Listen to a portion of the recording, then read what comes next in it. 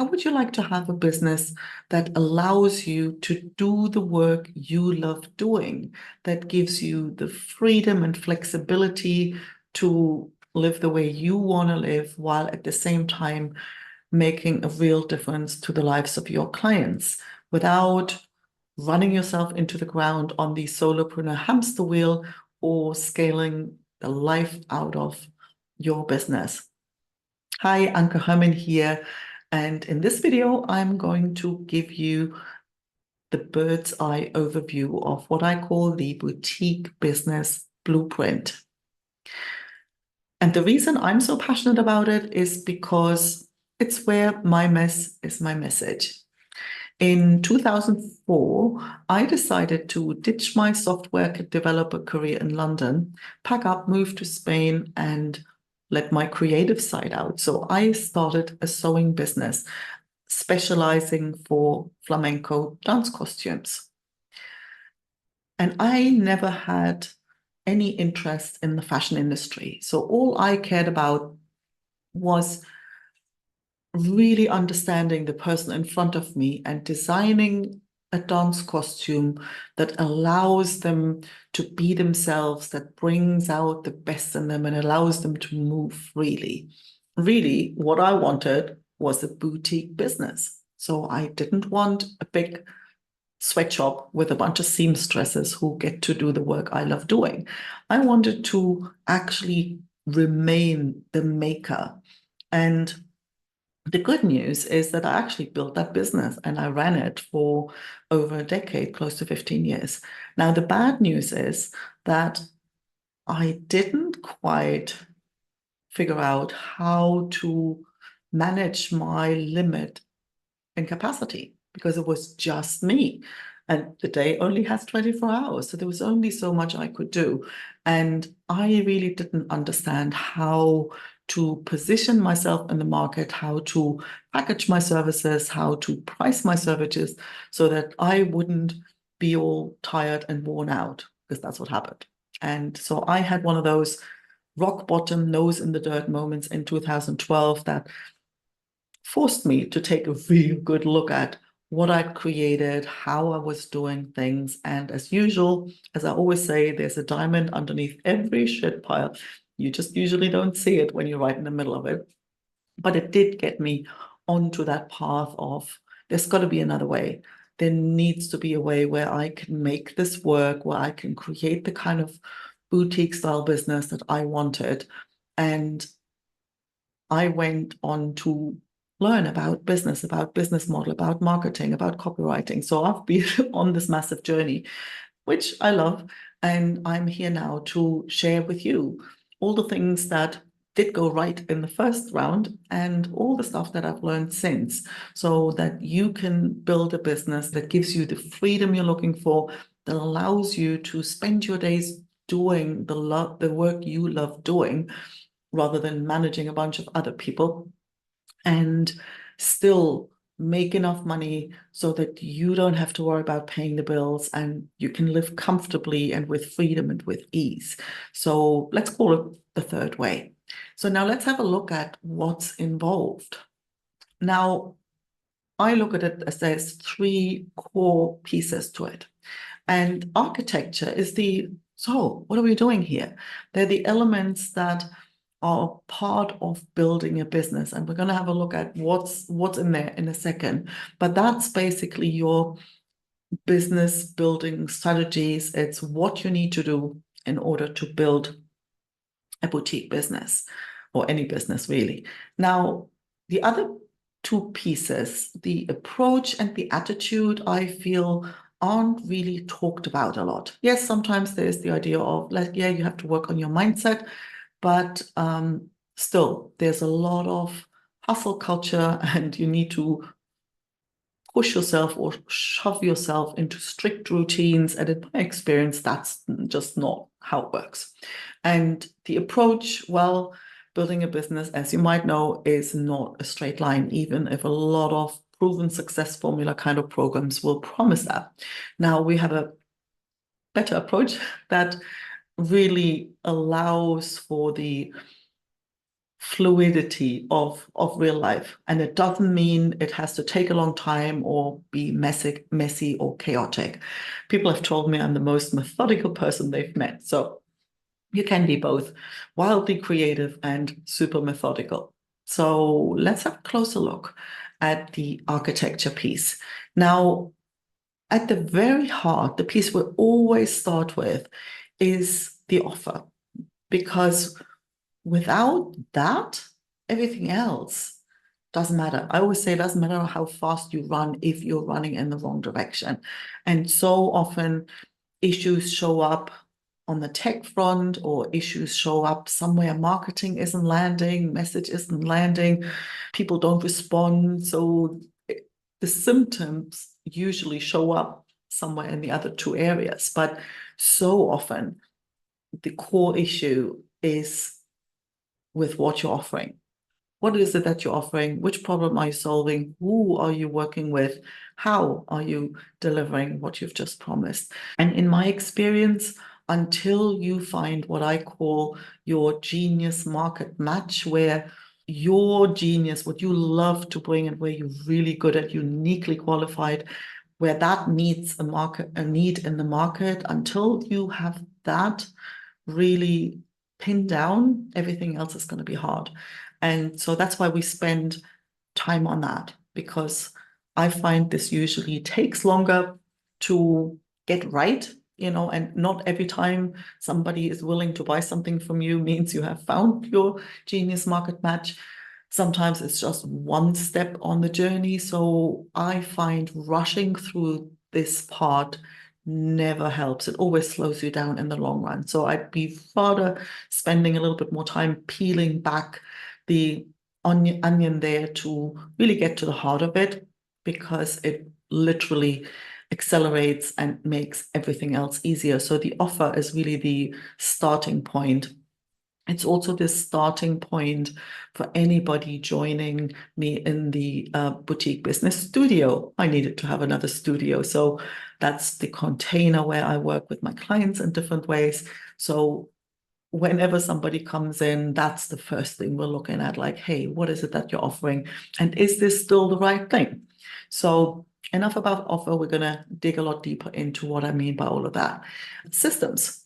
I'm a geek. I'm as geeky as they come. So I do recognize and appreciate the power and the value of having systems that means tech and processes and the sequence of steps and how you do things in a way that it gives maximum results with minimum effort. So we want this simple and smooth and streamlined, so you don't have to spend your time wrestling with tech if you want somebody to sign up for a workshop, or if you need to make sure that your invoices are all out, like all this admin work. And and there's three elements of that we look at in terms of systems that we'll look at later. But your systems are the ones that allow you to be leveraged without building a big team. So they're important, and they will save you an awful lot of headaches and time, if done well, obviously. So the other piece is marketing and sales. And if you're an introvert, you're going to love the way I approach this, because in my world, I've always found that all good things, all good opportunities come through people I know and trust. So it's all about connection first. There are ways that I focus on with my clients that allow you to market your business and sell your services in a way that feels good for both sides, and to sell your services without selling your soul, basically. So that's your architecture, right? The approach. Now, I spent my corporate career in software development. So basically, the approach, the way I go about building things and building a business is just like building software, or really just like making a dress. So I really apply a lot of the same principles and approaches that we use in software development. So one thing is there's phases. You don't start building the entire thing before you kind of know that people want it. So there are phases. We're going to have a look at those. There's a sequence of iterations. So it's not about getting it all right the first time. So we start at the simplest possible thing, and then we go and step by step expanding it in this iterative fashion. So you're never far off track, but you're also never overwhelmed because like there's too much all at once, because that's gonna kill whatever passion you might have. So an iterative process feels like the long way around, but over the long term, it's actually the fastest way to from A to B in this kind of creative process. So an iterative approach and tiny steps are this absolute accelerator. You know, they don't sound very exciting, but I have seen over and over that whatever you're doing, when it feels hard, you're skipping steps. Literally think about that. Anytime you feel something feels heavy, something feels hard, which steps are you skipping? So when I work with clients, that's a lot of what we do.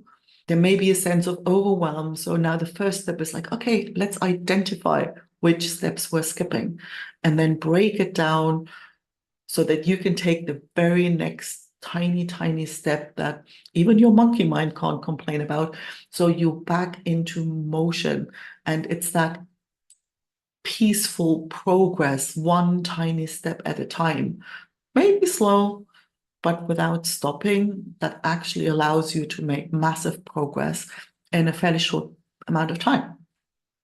So attitude is an interesting one because, yeah, lots of people talk about mindset, but I have a maybe a little bit counterintuitive way of going about that. And there's really two big influences.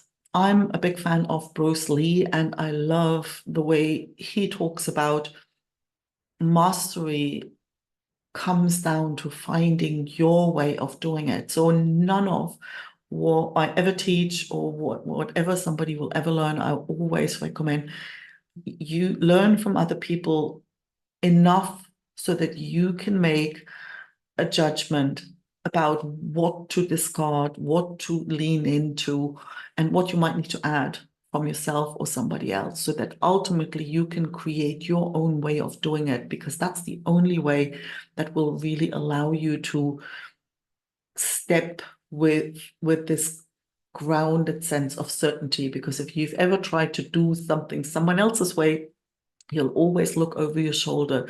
Am I doing it right? Am I doing it right? And the only way to really avoid that is to do things your way. And then you will step forward solidly and don't second guess yourself. So it's super important. So learning is critical, but it's only one part of it. So don't just learn, create, I call that. And that's why my Facebook group's called that. So find your own way is one thing. And the other big piece that I'm super passionate about is leaning into flow, because we see it so often. There's so many rules and structures to follow and habits to cultivate, and everything is about having this drill sergeant behind you, and it may be yourself that whips you into getting things done. And in my experience, that doesn't really work.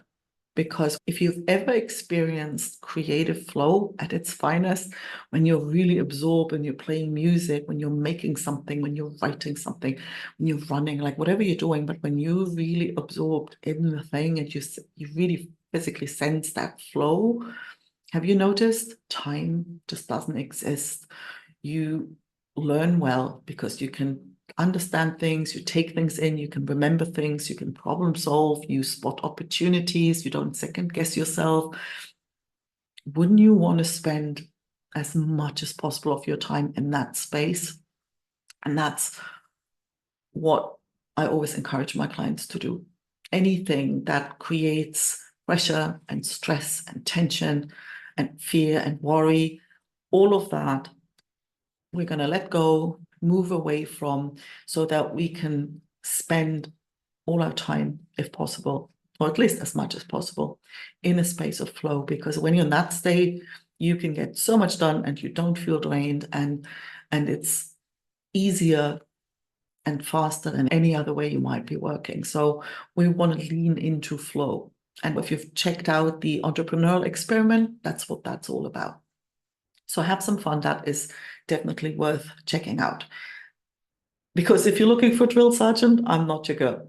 Now, the other part is like there's a bunch of entrepreneurial qualities that I find are really helpful to be aware of and cultivate. And there's that, making friends with uncertainty, curiosity, constant learning, creativity, connecting with other people. So there's a lot of these mindset things that are, in my mind, all about letting go of rules and restrictions and things that aren't really helpful. So anything that takes us out of flow isn't really helpful. So all of these things together in, working on the right things in a way that is iterative and kind of like I call it a series of experiments. So it's not about, oh my God, we've got to get it right. It's about this seems to be the thing that makes the most sense.